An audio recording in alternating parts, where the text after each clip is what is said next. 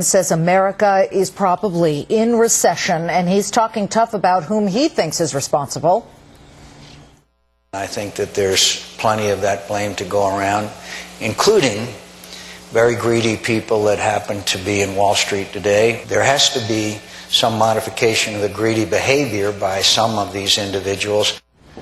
Modification. What does he mean by that? Is McCain right? Are greedy people responsible for what he calls this probable recession? Let's ask our panel, Gary Kaltbaum of GaryK.com, Peter Schiff, author of the best-selling book Crash Proof, and Victoria Barrett, associate editor for Forbes magazine. So, Peter, moderate. I mean, you know, of course there are greedy people on Wall Street. There are greedy people everywhere. But the question is, how might Senator McCain try to moderate the behavior of people on Wall Street? Well, you know, the whole thing is ridiculous. It's like, picture a senior prom, and you got the chaperone pouring liquor into the punch bowl. And then, you got the prom goers, acting, rude and, because they're all drunk. Well, who are you going to blame? I mean, are you going to blame teenagers for, acting crazy when they get drunk, or are you going to blame the guy that spiked the punch bowl?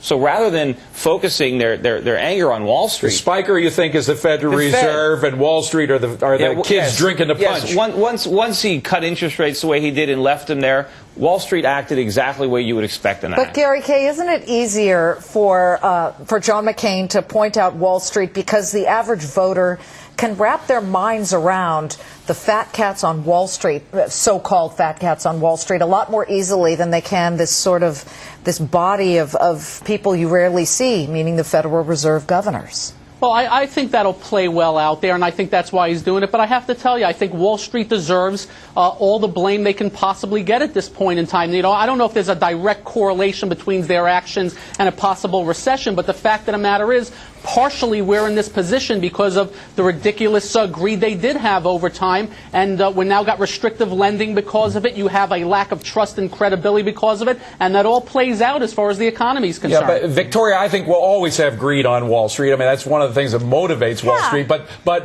the key question is, what would McCain do? A lot of folks are looking back to the Clinton era and saying, gee, maybe he might actually, Bill Clinton that is, have turned out to be more free market Wall Street friendly than John McCain, who is acting more like Teddy Roosevelt or talking like Teddy Roosevelt. Well, yeah, but John McCain is hard to predict in this category. On some things he'll come out as a conservative, and on others you'll have conservatives calling him a liberal, and he threatens to interfere from a regulation standpoint. But hello, David, you're right.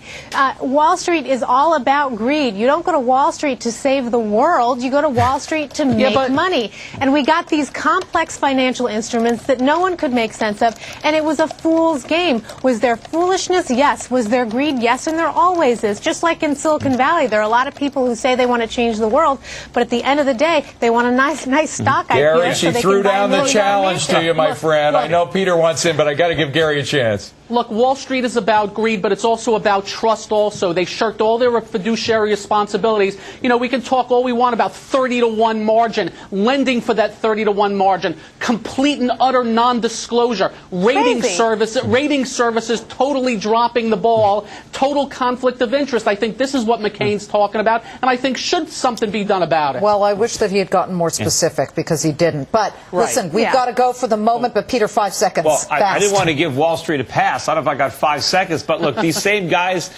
they sold us the dot-com stocks, they sold us the subprime mortgages. They should have realized that these were bad investments. You made money on the way up. They put their own needs ahead of their clients' needs. It's very easy to do. Classic. And they shouldn't have done it.